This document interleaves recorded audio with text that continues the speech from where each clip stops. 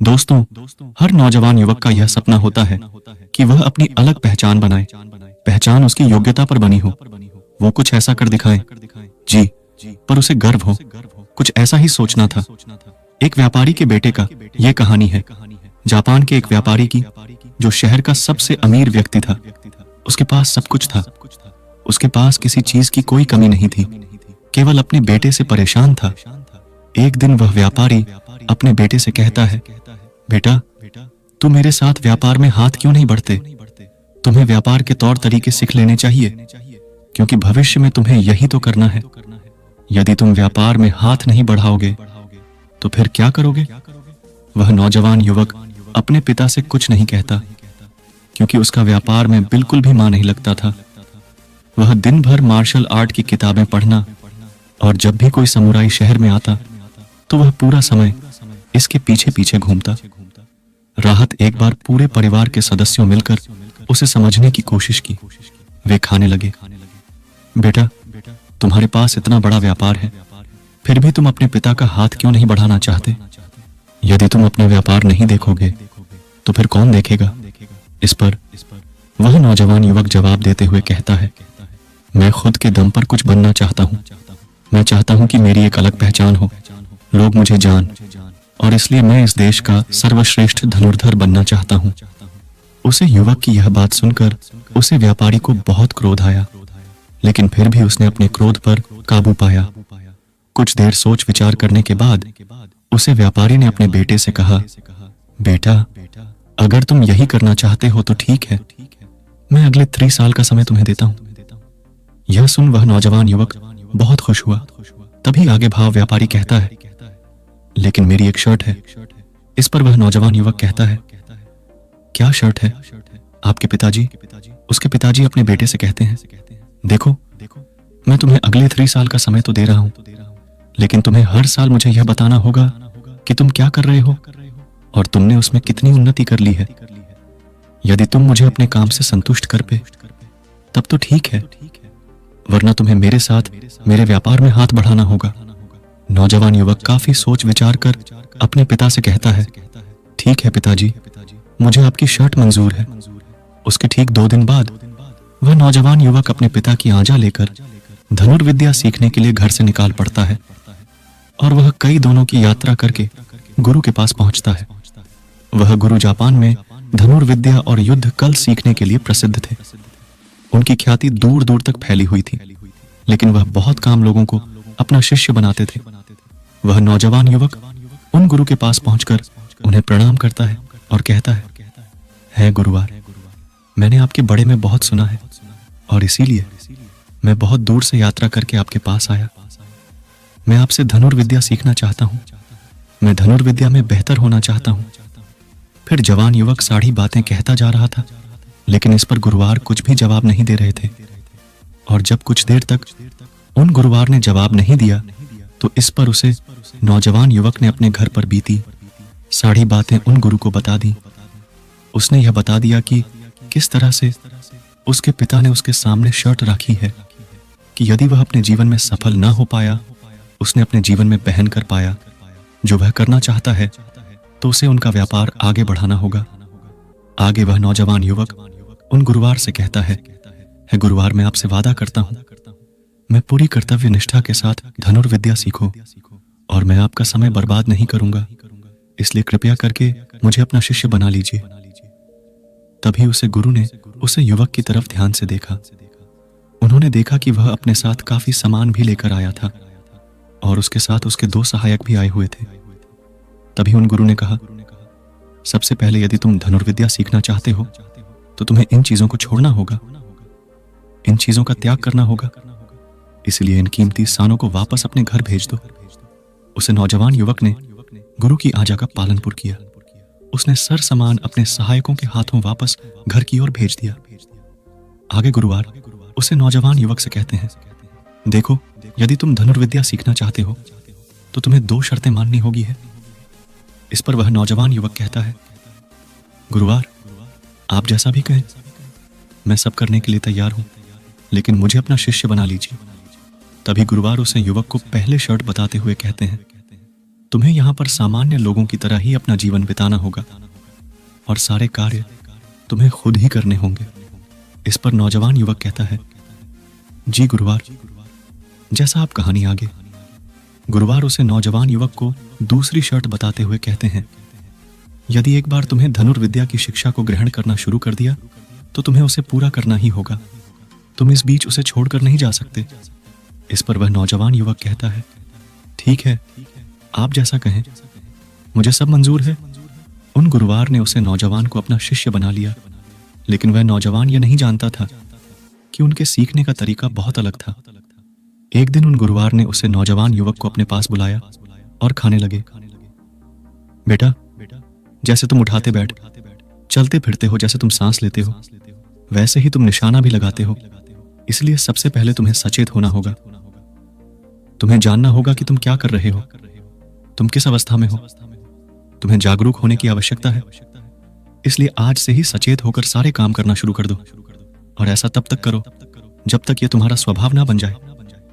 उसे युवक ने उन गुरुओं की बात मान ली। वह एकाग्र होकर अपने केमोन पर ध्यान देने लगा। वह अपने चलने फिरने, अपनी सांसों पर ध्यान केंद्रित करने लगा। सुबह उठकर वह अभ्यास करता और ध्यान किया करता। शाम के 6:00 बजे से वह एकांत राहत और ध्यान किया करता। ध्यान करने के बाद करीब 9:00 के बाद वह सो जाया करता और ठीक सुबह 4:00 बजे उठकर वह धनुर्विद्या का अभ्यास करने लगता। और यह सब उसे एकांत में रहकर ही करता था। और यह सारी क्रियाएं दोपहर के 2:00 बजे तक यूं ही चलती रहती।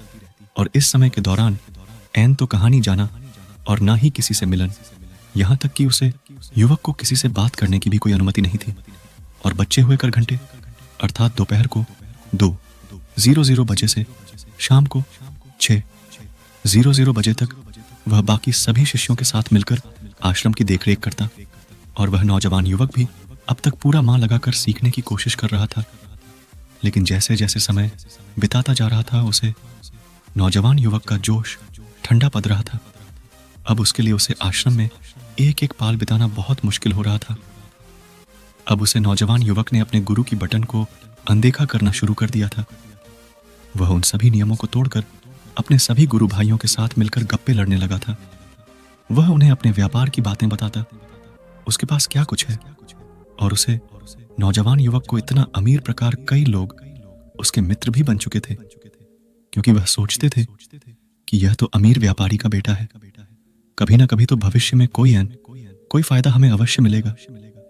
देखते ही देखते उसे नौजवान युवक और बाकी लोगों की दोस्ती और भी गहरी होती जा रही थी। अब से वह नौजवान युवक रात को सोने की बजाय अपने मित्रों के साथ मिलकर आश्रम से कहानी दूर भाग जाया करता था। जंगलों में जाकर गप्पे लड़ा था, मौज मस्ती किया करता था। और इस कारणवश वह सुबह उठ नहीं पाता था, और इसी वजह से वह कभी ध्यान भी नहीं कर पाता था। एक दिन उन गुरुवार ने उसे नौजवान युवक को अपने पास बुलाया और उससे खाने लगे। बेटा, मैं जानता हूं कि तुम रात को आश्रम में नहीं रहते हो और ना ही तुम एकांत में रहकर अभ्यास कर रहे हो। मैंने तुमसे पहले ही कहा था, यदि तुम्हें एक बार धनुर्विद्या की शिक्षा को आरंभ कर लिया तो तुम्हें इसे पूरा करना ही होगा। और तो और तुमने मुझे वादा किया था कि तुम पूरी कर्तव्य निष्ठा के साथ धनुर्विद्या की शिक्षा को ग्रहण करोगे और मेरा समय बर्बाद नहीं करोगे। और यदि तुम ऐसा ही करते रहे तो 1 साल बाद जब तुम्हारे पिता तुमसे पूछेंगे कि तुमने इस 1 साल में क्या किया, तुमने उसमें कितनी उन्नति की, तो तुम उन्हें क्या जवाब दोगे?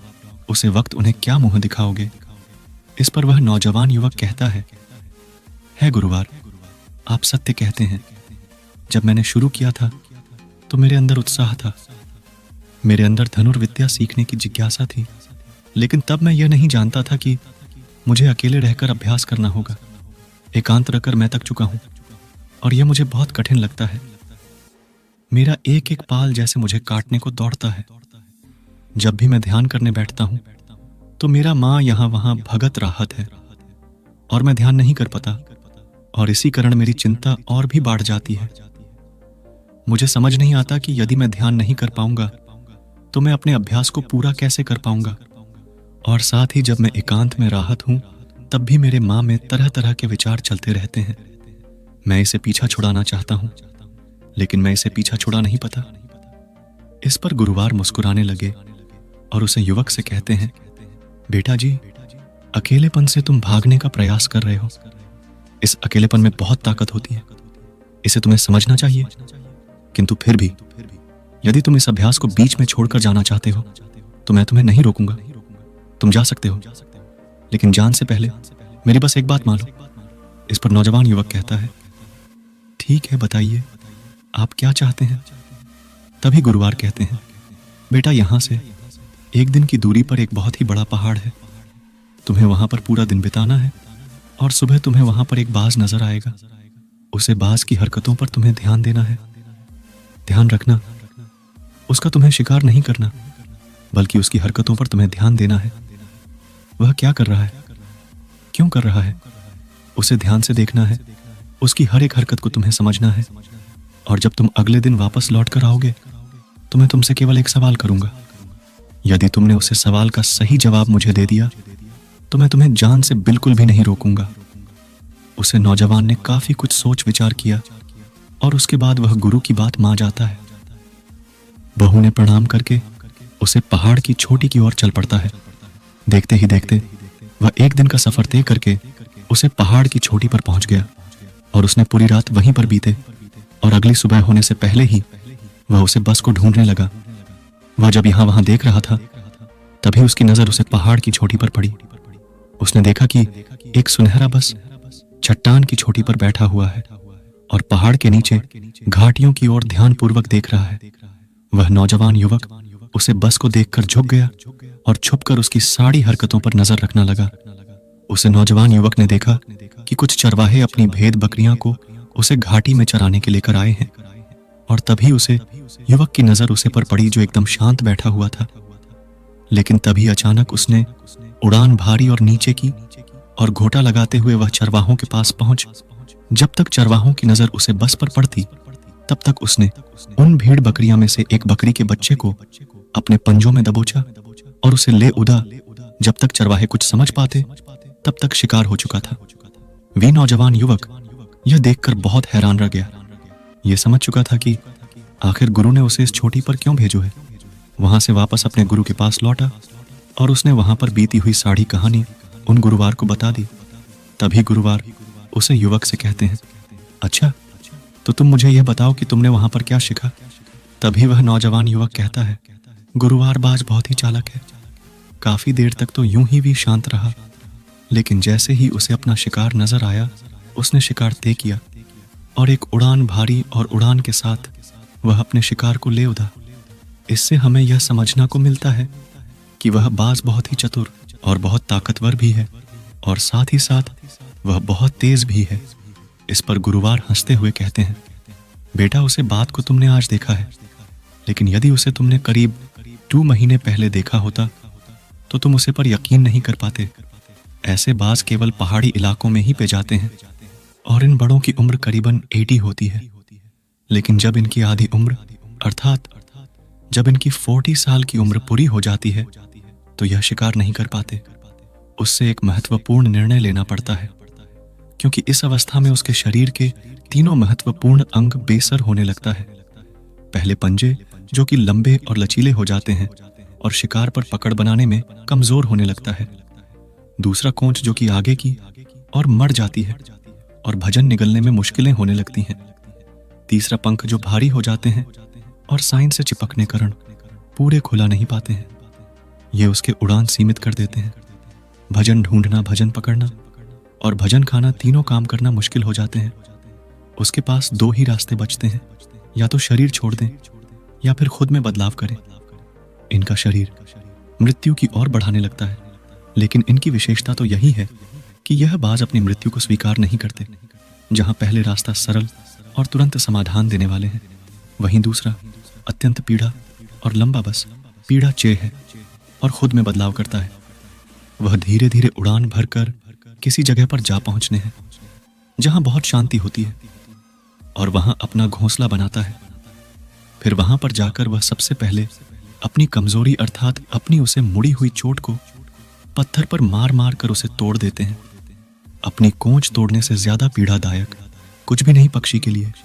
अब वह इंतजार करता है कोंच के फिर से उगने का। उसके बाद वह अपने पंजे भी इस प्रकार तोड़ देता है और इंतजार करता है पंजों के दोबारा उगने का। और देखते ही देखते इनके पंजों में नए नाखून आते हैं।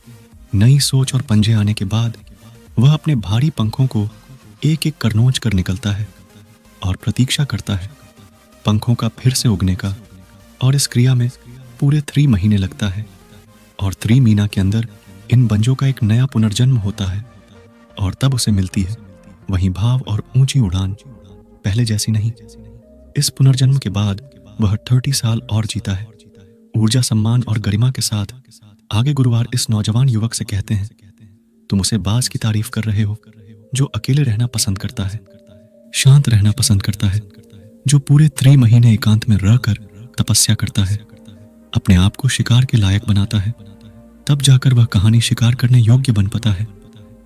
तुमने देखा होगा कि जो भी ताकतवर इंसान है वह हमेशा एकांत ही राहत है, लेकिन जो व्यक्ति कमजोर है, जिसके अंदर तरह तरह की कमियां हैं, वह लोगों के बीच छुपाने का प्रयास करता है।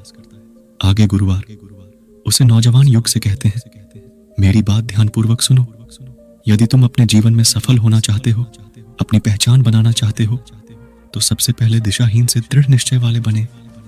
क्योंकि जब तुम खुद के लिए समय निकलते हो, जब तुम एकांत रहने का चुनाव करते हो, तो तुम अपने दिन में जो भी काम कर रहे हो उसे पर तुम ध्यान दे पाते हो, तुम सचेत हो पाते हो और साथ ही तुम किसी भी चीज पर सही निर्णय भी ले पाते हो।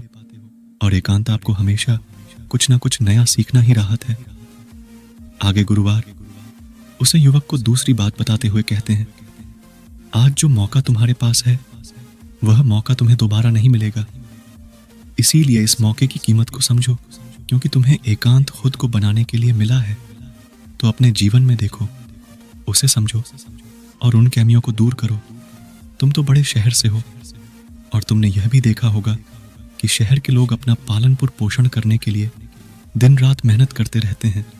ना तो उनके पास सीखने का समय है और ना ही एकांत में रहने का, इसलिए वह कभी भी खुद को जान तक नहीं पाते। यह अकेलापन, यह संघर्ष जिसे तुम व्यर्थ समझ रहे हो और जिसे तुम यूं ही बर्बाद कर रहे हो, यह मौका तुम्हें कुछ बनने के लिए मिला है और यह मौका दोबारा लौटकर वापस नहीं आएगा। आगे गुरुवार उसे युवक को अगली बात बताते हुए कहते हैं, जिन लोगों के साथ तुम घूमते रहे हो, जिनके साथ गप्पे लड़ा रहे हो, जिनके साथ अपना समय काट रहे हो, उन्हें तो खुद तक नहीं पता कि वह क्या कर रहे हैं। उन्हें खुद इस बात का एहसास नहीं है कि वह खुद अपना कितना बड़ा नुकसान कर रहे हैं। तुम ऐसे लोगों के साथ अपना समय बिताते हो तो अवश्य ही तुम भी दिशाहीन हो जाओगे और तुम भी यह समझ नहीं पाओगे कि तुम्हें अपने जीवन में क्या करना है। शुरू में तुम्हें अकेले रहने में थोड़ी तकलीफ जरूर होगी, लेकिन धीरे धीरे आपको इसके साथ रहने की आदत पड़ जाएगी। इसलिए अकेलेपन का इस्तेमाल एकांत रहने के लिए करो और अपना उद्देश्य याद रखो। यह याद करो कि तुम यहाँ पर क्यों आए थे और तुमने अपने जीवन में क्या लक्ष्य तय किया थे। गुरुवार के इतना खाने के बाद वह नौजवान युवक सोने लगा। वह यह समझना लगा कि आखिर वह यहाँ पर क्यों आया था। तब उसे याद आया कि उसके गुरु ने उसे क्या कहा था कि अपने अकेलेपन का इस्तेमाल करो, क्योंकि अकेलापन ही एकांत बन जाएगा और वह तुम्हें आगे बढ़ाने में तुम्हारी मदद करेगा। दूसरी बात, अभ्यास में संतुष्टि ढूंढो, क्योंकि उसे नौजवान युवक के गुरु ने कहा था कि सर, ध्यान केवल अभ्यास में लगाना, इसके अलावा कुछ और अपने की कोशिश नहीं करना। क्योंकि जब हम कहानी और जान की या कुछ अलग अपने की कोशिश करने में ग जाते हैं, तब हम अपने माँ के बनाए हुए दाल में फास्ट चले जाते हैं और हमारा संबंध वर्तमान से टूट जाता है। और तब हमें ऐसा लगे लगता है जैसे हम कहानी पर फैंस हुए हैं। हम बहुत दुखी हैं, हम बहुत निराशा हैं और कहानी पर पहुंच नहीं कर रहे। और इसी के साथ में उसे नौजवान युवक को उन गुरु की तीसरी बात भी याद आई है कि प्रकृति में ध्यान करो। जब भी तुम्हें समय मिले तो किसी एकांत जगह पर या फिर किसी पेड़ के नीचे बैठकर ध्यान करो। केवल अपनी सांसों पर ध्यान दो, विचार खुद शांत होने लगेंगे और जब तुम्हारे विचार शांत होने लगेंगे तब तुम्हें आभास होगा कि तुम प्रकृति के साथ जुड़े हुए हो, तुम इस धरती के साथ जुड़े हुए हो। ऐसा करने से अकेलेपन का वह भाव हमेशा हमेशा के लिए खत्म होने लगेगा और तब तुम यह जान पाओगे कि यह पाल ही वह अवसर है जहां तुम खुद को पूरी तरह से जान सकते हो। तभी तुम अकेलेपन का फायदा उठा सकोगे और इसी तरह से अकेलेपन को जीता जाता है। इन सभी बटन को ध्यान करके उसे नौजवान युवक ने यह निश्चय किया कि वो आश्रम छोड़कर कभी कहानी नहीं जाएगा जब तक कि वह अपने इस लक्ष्य को प्राप्त नहीं कर लेट। यहाँ पर एक सर्वश्रेष्ठ धनुर्धर बने आया था और वह यहाँ से सर्वश्रेष्ठ धनुर्धर बनकर ही जाएगा। इसके बाद वह अगले ही दिन से अभ्यास में पूरी तरह से ली हो गया। दोस्तों, यदि आप अपने जीवन में अपनी पहचान बनाना चाहते हैं, अपने जीवन में कोई लक्ष्य प्राप्त करना चाहते हैं, तो कुछ अलग अपने का प्रयास छोड़ दें। क्योंकि जब हम कुछ अलग और कुछ खास अपने का प्रयास करने ग जाते हैं, तब हम यह भूल जाते हैं कि हमारा लक्ष्य क्या है और हम अपने लक्ष्य से दिशाहीन होने लगता है और इसी कारण हम अपने लक्ष्य तक कभी पहुंच नहीं पाते, क्योंकि हमारा माँ हमें कुछ अलग अपने के लिए निरंतर प्रेरित चला रहा है और इसी कारण हम अपने माँ के दाल में फांस चले जाते हैं और हम अपने लक्ष्य पर ध्यान नहीं दे पाते। इसीलिए अपने जीवन में यदि आपको कोई लक्ष्य हासिल करना है तो अधिक अपने का प्रयास छोड़कर केवल अपने अभ्यास पर ध्यान केंद्रित करें और देखना कि आप जरूर ही अपने लक्ष्य को प्राप्त कर पाएंगे। दोस्तों, आपने आज के इस वीडियो से क्या सीखा वह मुझे आप कमेंट में बता सकते हैं। इसी के साथ में उम्मीद है कि आपको आज की वीडियो पसंद आई होगी, तो इस वीडियो को उस इंसान को शेयर करें और इसके ठीक बाद चैनल को सब्सक्राइब करें। तो चलिए फिर मिलते हैं ऐसी एक और नई वीडियो में। तब तक के लिए अपना ख्याल रखें। धन्यवाद और नमो बुधाय धन्यवाद।